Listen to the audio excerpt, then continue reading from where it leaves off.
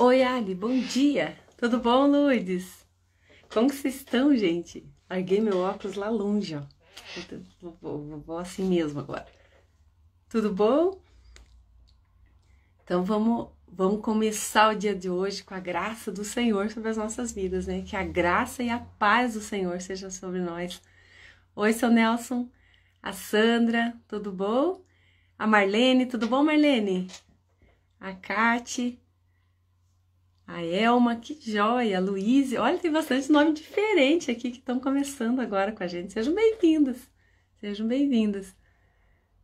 Eu tô bem também, graças a Deus, né? Vamos que vamos. Sexta-feira, é isso? Gente, voou essa semana, né? Deixa eu ligar aqui meu notebook, deixa eu ver aqui. Que dia que é hoje? Dia 15. Sexta-feira, dia 15. Meu Deus, metade do mês já.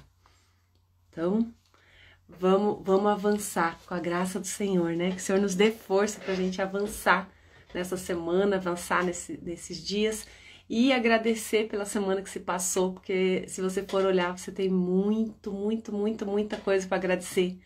O favor de Deus sobre a tua vida, sobre a tua casa, durante toda essa semana, a gente sempre tem muito que agradecer. A gente precisa olhar para as coisas que Deus faz, pelas coisas boas da nossa vida, né? Pelas coisas simples que a gente vive todos os dias e não focar nas coisas ruins, né? A gente tende a focar naquilo que não deu tão certo do jeito que a gente queria e esquece de agradecer a Deus por tudo que Ele fez, pela oportunidade de vida que Ele nos dá todos os dias. Nós temos oportunidade hoje de ser melhor do que ontem. Esse é o intuito do Senhor, para que a gente alcance tudo aquilo que Ele quer para nós, transformando a nossa mente, transformando a nossa maneira de pensar, né? Que a gente precisa ser transformado na nossa mente para poder experimentar a vontade de Deus. Romanos 12, é muito importante esse versículo, é muito importante. Não tem como a gente viver a plenitude daquilo que Deus tem para nós sendo do mesmo jeito, fazendo as coisas do mesmo jeito, né? A gente precisa ser transformado. E nós não temos condições de transformar nós mesmos. Não temos condições de fazer as coisas por nós mesmos. A palavra fala no Evangelho, né? Que a gente não tem condição de tornar branco ou preto o fio do nosso cabelo. A gente não consegue fazer as coisas sozinho. Jesus disse assim: sem mim nada podeis fazer. Sem mim nada podeis fazer. E ele fala que ele é o caminho, a verdade e a vida. E ninguém vai até Deus também se não for por meio dele. Então nós precisamos da graça e do favor do Senhor Jesus nas nossas vidas todos os dias. Nós precisamos do Senhor todos os dias, né? E a gente precisa reconhecer na nossa alma essa dependência para o Senhor. O Senhor é ilimitado, é eterno, é grande. E eu preciso do Senhor. Eu preciso do Senhor para eu viver bem o dia de hoje. Eu preciso do Senhor para me abrir os olhos e enxergar as coisas que eu não estou conseguindo ver. Eu preciso da tua sabedoria para eu lidar com essas situações que se colocar diante de mim no dia de hoje. Eu preciso do Senhor. Eu preciso do Senhor. Declara isso, porque nós precisamos dele. Nós somos dependentes dele, né? Nós somos criaturas. Às vezes sobe assim, né? Uma autoconfiança. Que eu já sei, agora eu já consigo, né? E esquecemos que nós somos dependentes do Senhor todos os dias. A gente precisa da graça e do favor dele todos os dias, né? Romanos 12, vamos ler ali esse comecinho. 2 Romanos, tem Segunda Coríntios 12. Tem 2 cartas de Paulo para a igreja de Corinto, né? A 1 e a 2. Nós vamos ler lá na 2, no capítulo 12. Se é necessário... Eu vou ler só por curiosidade, porque eu tô falando em Romanos e eu abri 2 Coríntios 2. Vamos ler aqui, depois a gente lê lá. Vou deixar abertinho aqui já, Romanos 12. 2 Coríntios 12, vamos ver o que tem aqui. Se é necessário que me glorie, ainda que não me convém, passarei as visões e revelações do Senhor. Conheço um homem em Cristo que há 14 anos foi arrebatado até o 3º céu. Se no corpo ou fora do corpo, não sei, Deus o sabe. E sei que tal homem, se no corpo ou fora do corpo, não sei, Deus o sabe, foi arrebatado ao paraíso e ouviu palavras inefáveis, as quais não é lícito ao homem referir. De tal coisa me gloriarei, não porém de mim mesmo, salvo nas minhas fraquezas. Pois se eu vier a gloriar-me, não serei nécio, porque direi a verdade, mas abstenho-me para que ninguém se preocupe comigo, mais do que em mim vê ou de mim ouve. Nossa, que coisa, né? Paulo falando ali de todas Deus levou ele para ter experiências assim extraordinárias. E ele estava dizendo que ele não ia se gloriar nessas coisas. Ele não ia se gloriar nessas coisas, mas sim nas fraquezas dele, né?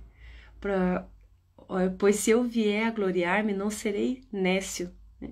Pois direi a verdade, mas abstenho-me para que ninguém se preocupe comigo. Se eu não vou ficar me gloriando, ele falou, se eu fizer isso, eu não vou estar mentindo, porque Deus de fato é grande na minha vida, mas eu não vou fazer isso para que ninguém fique se preocupando comigo, para que os olhos não estejam voltados para mim, mas que se virem para o Senhor, né?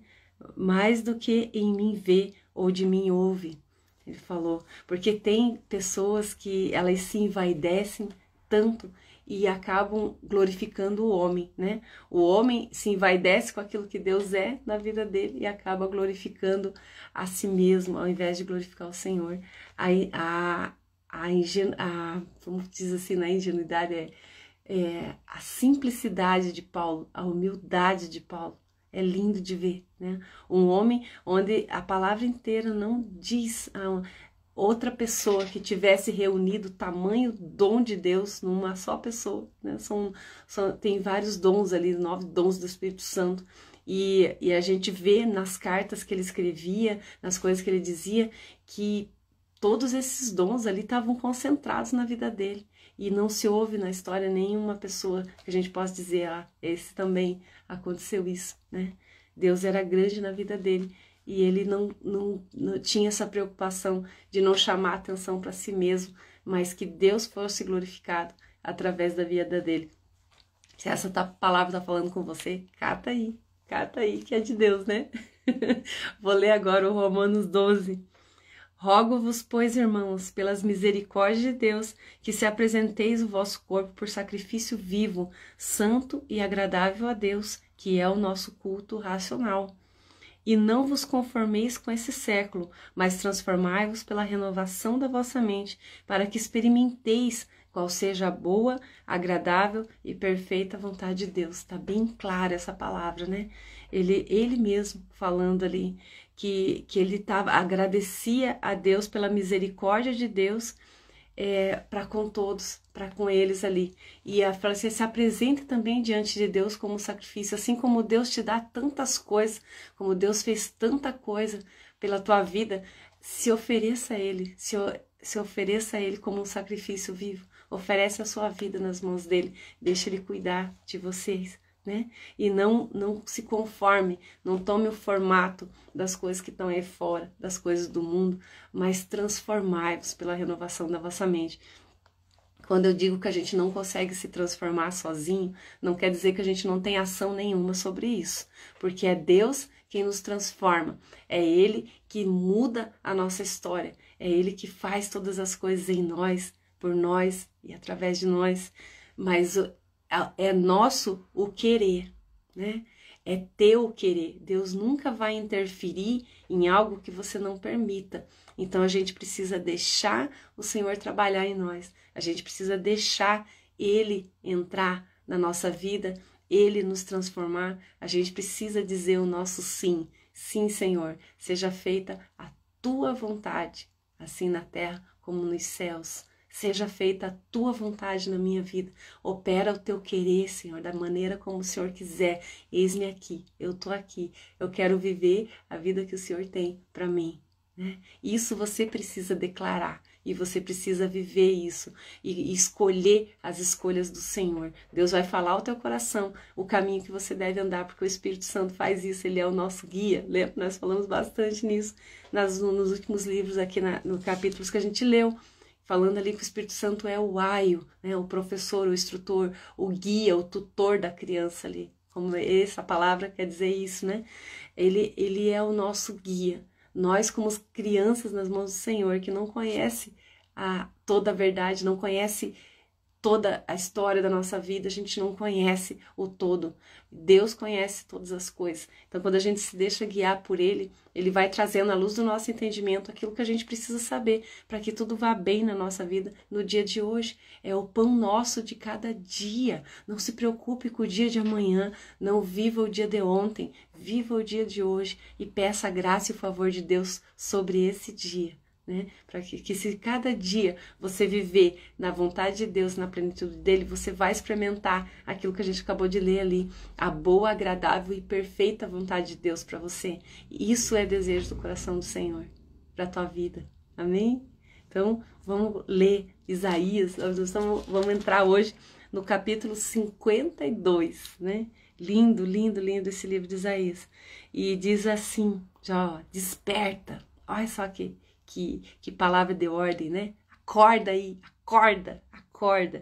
Desperta, desperta. Quando a palavra repete-se 2 vezes, como nós já falamos, no hebraico não existe o superlativo como no português, né? Muitíssimo, graciosíssimo, belíssimo, não existe. A forma deles enfatizarem uma palavra é repetindo. E quando repete 3 vezes é porque aquilo é o supra-sumo daquilo que você precisa prestar atenção, né?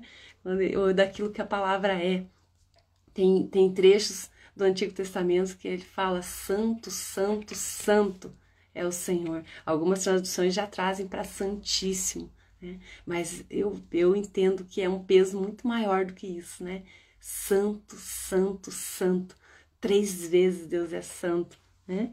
E aqui está dizendo 2 vezes, né? Desperta, desperta, reveste da tua fortaleza, ó Sião, veste-se das tuas roupagens formosas, ó Jerusalém, cidade santa, porque não mais entrará em ti nem incircunciso, nem imundo. Sacode-te do pó, levanta-te e toma assento, ó Jerusalém, solta-se das cadeias do teu pescoço, ó cativa filha de Sião, né? Mais uma vez eu vejo essa palavra aqui, não só falando ali para o povo de Israel, né? Quando ele fala em Sião, ele fala de uma nova Jerusalém, de uma cidade formada por Deus. Ele fala, nunca mais entrará incircunciso nem imundo. Ele dizendo ali que o povo estaria separado para Deus de um jeito que só os que pertenciam à aliança do Senhor fariam parte do povo. O que levou o povo de Israel ao erro foi eles se misturarem com outros povos que não criam na palavra de Deus. Essa palavra incircunciso, né? Deus tinha estabelecido uma aliança com o povo de Israel desde Abraão, que todo macho, né? Todo filho, o homem, seria circuncidado, né? Que é cortar a ponta do prepúcio ali do menininho, logo que recém-nascido. Então, aquilo ali era um sinal. Deus queria que eles sentissem na carne deles, visse o sinal na carne deles de que eles pertenciam a Deus. Hoje a gente não precisa mais dessas coisas, né? Porque nós que entramos para essa descendência de Abraão por meio de Jesus Cristo, lá em Gálatas fala isso, que nós somos descendência de Abraão por Jesus Cristo. E a gente não precisa mais passar por esses rituais de circuncisão ou realizar aquelas festas, porque nós estamos vivendo essa palavra que Deus declarou aqui em Isaías, que declarou lá em Jeremias, que nos últimos dias a lei estaria impressa no nosso coração, né? Ele falou assim, ninguém mais vai precisar falar um para o outro, ó, crê nisso, olha nisso, a lei está ali, mas que o próprio Espírito Santo seria o nosso guia. Hoje ele é o nosso sinal, a nossa marca, a nossa aliança com Deus. Jesus, quando levantou o pão na última ceia com os apóstolos, ele falou, né? Esse é o meu corpo que é dado por vós para o perdão dos vossos pecados. Essa é a nova aliança que eu tenho em vós, fazei isso em memória de mim. Quando a gente celebra a ceia do Senhor, a gente está fazendo aquilo como para lembrar, é uma memória. Aquilo ali é a nova aliança, é o sinal da nova aliança. Deus fez várias alianças com o homem. Quando ele falou para Noé que a partir da geração dele, ele jamais destruiria a terra, ele falou assim: seja esse arco-íris como um sinal da nossa aliança. Depois para Abraão, ele fez a aliança da circuncisão. Depois para Moisés, ele fez a aliança da tábua da lei, ali dos 10 mandamentos. E em Jesus Cristo, a nova aliança, ele deixou a ser estabelecido como um sinal. Fazer isso em memória de mim, né? Para vocês lembrarem que eu morri por vocês, para vocês lembrarem que o meu sangue foi derramado por vós para o perdão dos pecados. Como ele fala, fazer isso em memória de mim. Então, é a nossa lembrança. Cada vez que você participa da ceia do Senhor, do momento eucarístico, você tá relembrando a aliança que você tem com Deus por meio de Jesus Cristo, né? Essa é a nossa aliança com Ele. E Ele falou assim: não vai entrar mais no meio do povo ninguém que não participe dos mesmos costumes, mas o meu povo será formado por aqueles que acreditam em mim, por aqueles que seguem a mim, por aqueles que têm uma aliança comigo. Por isso que nós somos corpo de Cristo, independente da igreja que você está, nós somos corpo de Cristo, porque a igreja somos nós, somos as pessoas, não é uma instituição, não é uma placa. A igreja é o povo de Deus, aquele que ele vai vir buscar, aquele que ele morreu em favor de, né?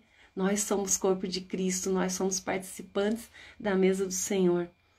E ali no 3, né? Porque assim diz o Senhor: por nada fostes vendido e sem dinheiro sereis resgatados. Então Deus falou assim, por mais que ele tenha permitido que o povo fosse levado cativo lá para aquela região ali, pela Síria, pela Babilônia, depois Deus permitiu que eles fossem levados cativos, mas Deus falou assim: eu não vendi vocês, porque antes as pessoas eram tomadas como escravos ali, porque elas eram vendidas para ser escravo, ou porque elas tinham adquirido uma dívida muito maior do que aquela que elas podiam pagar, que elas tinham que se colocar como escravo, elas e às vezes até os filhos, a família inteira, ou porque elas já eram escravos de alguém e alguém vendeu ela para outras pessoas, para que, olha, agora eu não quero que você sirva mais aqui para você pagar a tua dívida, e tem uma pessoa que eu estou devendo, então você vai servir como escravo lá na casa dessa outra pessoa. E assim era, né? E ele falou assim: vocês estão passando por isso, mas eu não vi vocês, eu não vendi vocês, vocês não são escravos, vocês estão passando por essa dificuldade, porque eu quero tratar o coração de vocês, e vocês vão ser resgatados de lá. E da mesma forma como um escravo tinha que ser resgatado por dinheiro, né? Se fosse por meio de dívida que ele tinha se tornado escravo, algum parente rico, alguém teria que ir lá e pagar aquela dívida para que ele fosse resgatado. E Deus falando assim: eu não vai ser por dinheiro que eu vou resgatar vocês. Deus resgatou pelo sangue de Jesus, porque ele está falando não só naquele tempo aqui, mas o livro de Isaías está falando do tempo do resgate absoluto de Deus, não só o resgate do povo, do poder da Babilônia, mas o resgate do povo do poder das trevas, do domínio do mal, da morte. Jesus venceu tudo isso, né? E ele falou que nele nós também somos capazes de vencer todas as coisas. E ali no 4, porque assim diz o Senhor Deus: o meu povo no princípio desceu ao Egito para nele habitar, e a Assíria sem razão o oprimiu. Agora que farei eu, diz o Senhor, visto ter sido meu povo levado sem preço? Os seus tiranos sobre ele dão uivos, diz o Senhor, e o meu nome é blasfemado. Incessantemente, todo o dia, quando Israel foi derrotado pelos inimigos e o domínio ali da Síria depois se tornou Babilônia, ficou mais forte ainda, dominou sobre eles, eles blasfemaram o nome do Senhor. Quando Neemias estava reconstruindo os muros para voltarem, para o povo voltar para a terra, o povo ficava dando risada, ficava tirando sarro dele, ficava desanimando ele. E ele falou assim, não deem ouvidos, falava para as pessoas que estavam trabalhando com eles, não deem ouvidos a essas afrontas. Não é a nós que eles estão afrontando, mas ao nosso Deus, né? Deixa que Deus cuide dessas coisas. Então, Deus viu ali a dor e o sofrimento do povo, mas ele consolando o coração do povo ao mesmo tempo. Lembrando que tudo isso antes de Jerusalém ter ido para o cativeiro, Isaías estava profetizando, estava falando de algo, das coisas que iam acontecer e não era imediato, né? Levaria ali, eu acredito que pelo menos uns 40 anos depois desse tempo que Isaías começou a profetizar, é que de fato Jerusalém foi levado cativo, né? E o povo, eu creio que muito poucos davam ouvidos para aquilo, tudo que ele estava falando. Da mesma forma, é nos dias de hoje. A gente ouve tanto a respeito do Senhor, mas quem dá ouvidos, né? Quem dá ouvidos à voz do Senhor? E Deus fala no nosso meio e fala profeticamente da mesma forma, né? Deus usa pessoas para abençoar pessoas. E tem muita gente falando aí em nome de Jesus, graças a Deus por isso. A gente precisa atentar os nossos ouvidos para ver para que direção o Senhor está indo, para que a gente vá junto, né? Porque a gente precisa ficar debaixo dessa sombra. Aquele que habita no esconderijo do Altíssimo e sobre a sua sombra descansa. A gente precisa descansar embaixo da sombra do Senhor. A gente precisa saber para onde está indo essa sombra, para a gente ir junto, né? Acompanhar. É nós que temos que buscar o Senhor. Ele já nos encontrou, Ele já nos resgatou. A gente precisa dizer sim para a direção que Ele está nos dando, né? No 6, por isso o meu povo saberá o meu nome, portanto, naquele dia saberá que eu quem fala, eis-me aqui. Que formosos são sobre os montes os pés do que anunciam as boas novas, que faz ouvir a paz, que anuncia coisas boas, né? Que faz ouvir a salvação, que diz a Sião, o teu Deus reina, né? Glória a Deus, Deus falando assim, que lindo, que quão formoso é os pés daqueles que anunciam as boas novas, daqueles que declaram essas coisas que eu estou dizendo aqui, para aqueles que levam consolo em meio à aflição, para aqueles que trazem esperança para o povo, porque é isso a minha vontade, né? Deus quer que a gente proclame aquilo que é a vontade dele, aquilo que é a palavra dele, aquilo que é bom, aquilo que traz esperança, aquilo que fortalece a vida uns dos outros. Cuide com aquilo que sai da sua boca no dia de hoje. Semeie as boas novas, semeie aquilo que é bom, fale daquilo que é agradável, se desvie de murmurinhos e comentários, de coisas que não edificam, de coisas que trazem tristeza, que tiram a nossa fé. Seja luz aonde você está. Amém? Que Deus abençoe grandemente seu dia, sua sexta-feira, e que Deus abençoe teu final de semana, que você continue aí esses 2 dias lendo a palavra de Deus, meditando sobre ela, para que a luz do Senhor brilhe cada vez mais forte em tudo aquilo que você fizer. Amém? Beijo, Deus abençoe. Até segunda-feira, se Deus quiser. Estamos por aqui de novo. Para quem está entrando agora, eu vou deixar mais uma vez o link do canal onde eu estou postando essas mensagens. De repente você quer assistir, ouvir novamente, não sei qual que é a situação, ou indicar para alguém a mensagem de ontem, ou as anteriores, alguma coisa assim. Eu estou colocando lá, né? Estou deixando lá. Até para mim, às vezes eu quero ouvir novamente, às vezes Deus fala grandemente comigo, enquanto eu estou falando para vocês, porque essa palavra não é só para vocês, é para mim, né? Principalmente eu creio, sim, porque se Deus está movendo a gente nessa direção, a gente precisa acompanhar isso, a gente precisa entender aquilo que Deus quer para nós no dia de hoje, e às vezes a gente precisa ouvir de novo e de novo, para aquilo entrar dentro de nós com força, para que a gente possa viver aquilo como verdade, né? A palavra de Deus é para ser vivida todos os dias. Amém? Coraçõezinhos para vocês também. Deus abençoe, gente. Bom final de semana. Até segunda, se Deus quiser. Estamos por aqui.